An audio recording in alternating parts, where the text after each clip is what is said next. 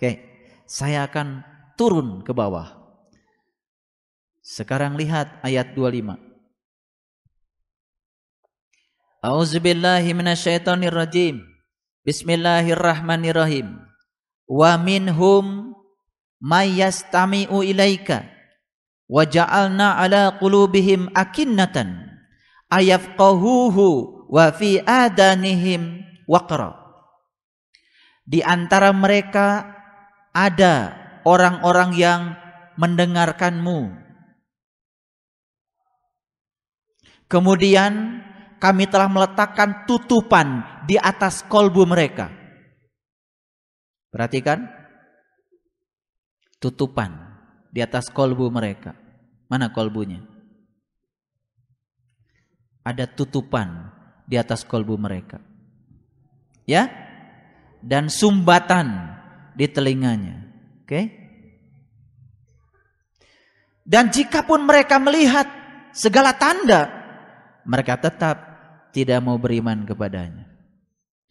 Jadi ada orang yang sudah di kolbunya itu diletakkan tutupan. Telinganya pun telah diberikan sumbatan. Sudah diajarkan bagaimana cara melihat tanda. Allah katakan di sini, jikapun mereka melihat. Tolong perhatikan. Setelah diberi tutupan, dia melihat. Sekalipun dia melihat, tetap saja tidak mau beriman kepadanya. Ini penting saya kemukakan, karena ayat ini bukan cerita tentang orang yang belum. Ini cerita untuk mereka yang sudah diberi oleh Allah. Diberi oleh Allah hidayah, tetapi dia kemudian memungkirinya. Sehingga apabila mereka datang kepadamu untuk membantahmu, nah orang-orang itu berkata, Al-Quran ini tiada lain hanyalah dongengan orang-orang dahulu. Selama ini kita tahu Quran, kalau cerita tentang Nabi Ibrahim, oh itu dulu. Cerita tentang Nabi Ismail, oh itu dulu. Cerita tentang Nabi Musa, ketika Nabi Musa pingsan dan gunung hancur luluh, oh itu dulu. Cerita tentang Ashabul Kahfi yang masuk ke dalam gua, meninggalkan anjingnya di luar, bolak-balik antara kanan dan kiri. Ketika melihat matahari terbit, oh itu dulu. Dari mulai awal sampai akhir, orang-orang yang tertutup penglihatan kalbunya, dia tidak pernah merasakan Quran sebagai kenyataan yang hari ini. Dia hanya melihat Quran sebagai dongengan di masa lalu. Lalu masa kininya apa? Gak dapat ya. Beruntung mereka yang hari ini bisa merasakan zauknya Quran, merasakan rasanya Quran. Begitu baca Quran dia menangis. Karena apa? Karena dia merasakan, kok ini yang saya alami, kok ini yang saya rasakan. Yang ada cuma hangat-hangat air mata.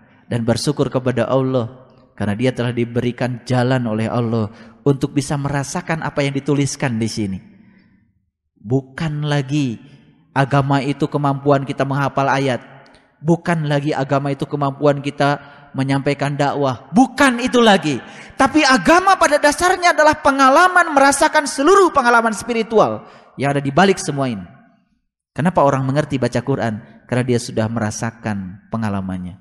Kenapa dia tidak mengerti? Karena dia tidak merasakan. Pengalaman itu yang membatasi tafsir Quran. Nah, ketika tidak mengalami, tafsirnya liar. Berdasarkan logika dan kecerdasan intelektualnya saja. Tidak dibatasi oleh pengalaman spiritualnya. Akibatnya Quran jadi merugikan orang lain yang mendengarnya.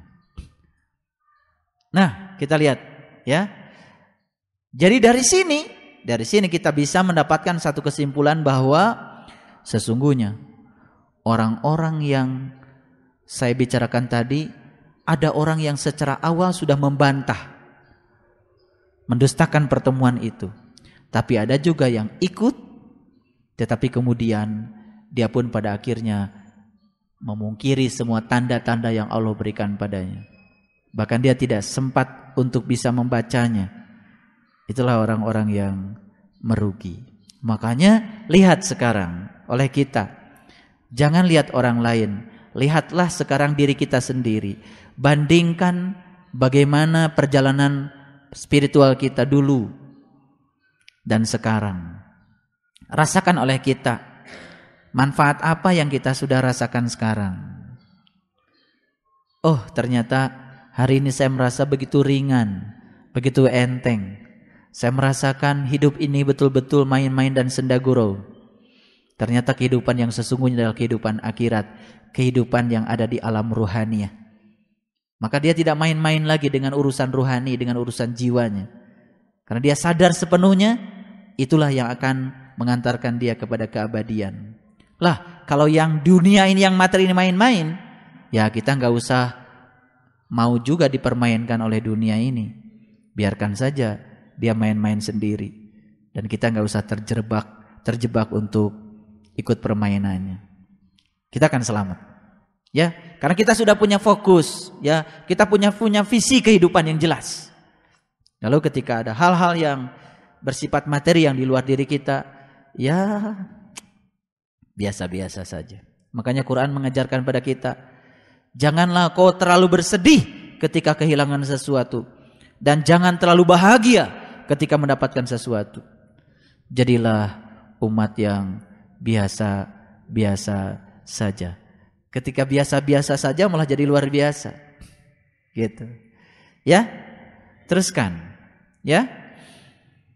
Di ayat yang selanjutnya mereka melarang.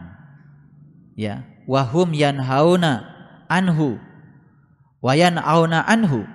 Mereka melarang mendengarkan Al-Qur'an dan mereka sendiri menjauhkan diri daripadanya. Dan mereka hanyalah membinasakan diri mereka sendiri, sedang mereka tidak menyadarinya. Jadi orang-orang yang sudah Allah tunjukkan tadi kepada dia itu, tanda-tanda setelah diberi tutupan, setelah disumbat telinganya, kemudian dia melihat sesuatu, dan yang dia lihat itu kemudian dia pungkiri. Mereka yang seperti ini pasti melarang. Betul? Karena dia merasa sudah tahu. Betul enggak? Gini. Kalau ada orang yang sudah masuk kemudian melarang, dia bisa dipercaya. Tapi orang yang belum masuk kemudian melarang, dia mungkin tidak bisa dipercaya. Makanya di zaman Rasul, orang-orang yang berkhianat itu bukan dari luar, tapi dari dalam lingkaran Rasul itu sendiri. Orang-orang berkhianat, orang-orang munafik itu dari dalam. Kenapa? Karena dia merasa sudah tahu. Oke? Nah, oleh karena itu dikira mereka itu sedang membinasakan orang lain. Sebenarnya dia sedang membinasakan dirinya sendiri.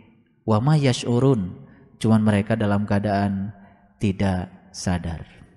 Mari kita satukan, ya, satukan tekad kita agar kita memiliki ketegasan dalam visi hidup kita. Inilah masa depan rohaniah saya.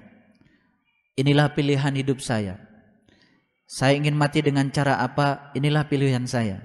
Kan gitu. Semua tidak bisa mengandalkan kepada mudah-mudahan.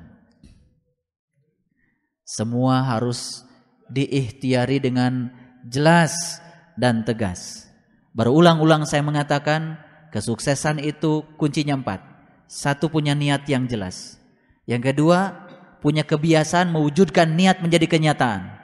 Yang ketiga, selalu berkomitmen kepada niat kita. Dan yang keempat, konsistensi akan mengibarkan bendera perubahan. Konsistensi selalu berada pada jalan yang konsisten. Saya ingin menyampaikan selamat buat ayahanda, ibunda yang sudah memiliki niat yang bagus dan membiasakan setiap hari mewujudkan niat menjadi kenyataan, berkomitmen setiap saat dengan visi hidup kita, dan selalu konsisten untuk mengejar apa yang kita cita-citakan, kebahagiaan dunia, kebahagiaan di akhirat. Jangan sekedar mengandalkan pada kata mudah-mudahan. Karena mudah-mudahan artinya di situ ada kesulitan. Berarti kita tidak yakin pada diri kita sendiri dan kita mengabaikan ukuran-ukuran yang jelas tentang spiritual. Oleh karena itu, mari kita gunakan semua ukuran yang Allah berikan kepada kita untuk mengukur setiap keberhasilan langkah kita. Karena ukuran-ukuran itu begitu jelas. Nah, ketika kita menggunakan ukuran-ukuran yang tidak jelas, apalagi persepsi kita sendiri, berarti kita sedang keluar dari Al-Quran. Pedoman hidup kita Al-Quran. Dari tadi sejak awal saya bicara sampai sekarang, saya tidak keluar dari apa yang ada di dalam Al-Quran. Walaupun tadi loncat-loncat ayatnya, tetapi saya sedang menarik satu garis lurus. Buat sesungguhnya kita beruntung dan bersyukur kita hari ini termasuk orang-orang yang meyakini akan perjumpaan dengan Tuhan. Jadi kita asalnya dari Allah dan kita akan kembali kepada Allah, insyaallah. Terima kasih atas segala perhatiannya. Mohon maaf atas segala kesalahan. Billahi taufiq wal hidayah. Wassalamualaikum warahmatullahi wabarakatuh.